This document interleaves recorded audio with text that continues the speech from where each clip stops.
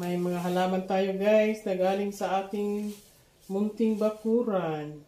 Ito ang dahon ng santol. Ito yung sa guyabano.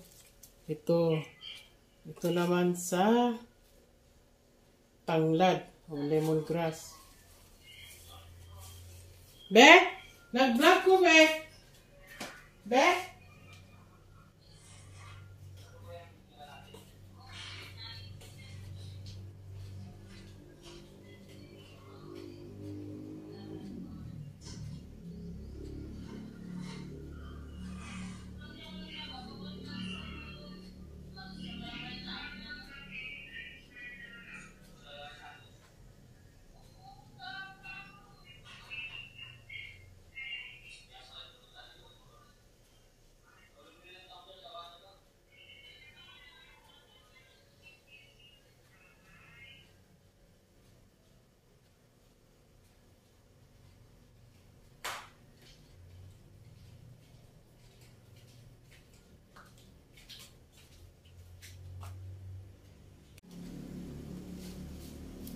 Mga halaman guys, nasa ating paligid lamang. Ito ang tanglad o lemongrass. Ano yan sa Tagalog? Tanglad. Ito yung guyabano. Saka ito dahon ng santol. Ito naman ay lagundi. Oh, nga dahon sa lagundi yan. Ito dahon ng kamyas, o sa amin iba or kamyas, yan. Diyan yan sa likod namin, maraming dahon. Ayan. Ito dahon pa rin ng guyabano. Yan, presko talaga. Ito, dahon ng bayabas. Bayabas, guys. Dahon ng lemon. Lemon yan. Ito yung oregano. Yan. Oh.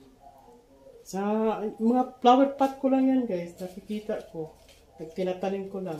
Ito yung dahon ng santol. Yan. Santol pa rin. Santol. Guyabano.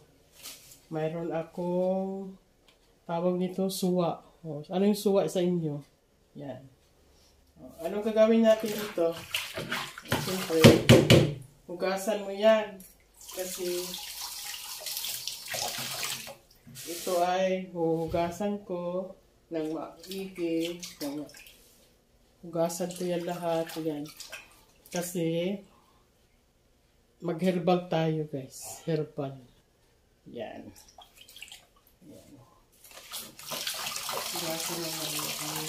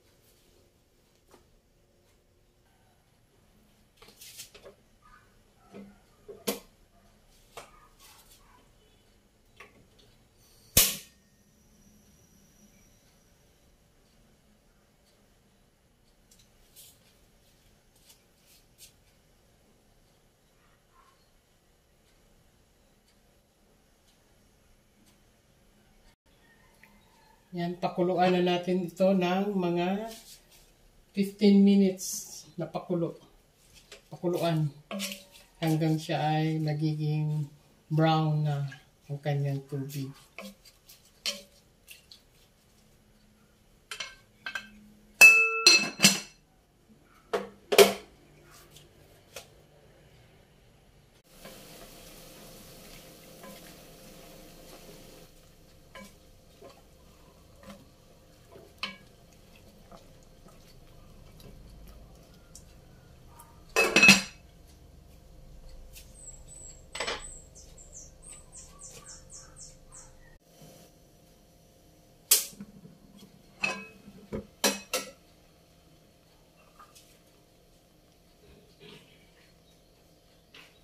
Lemon.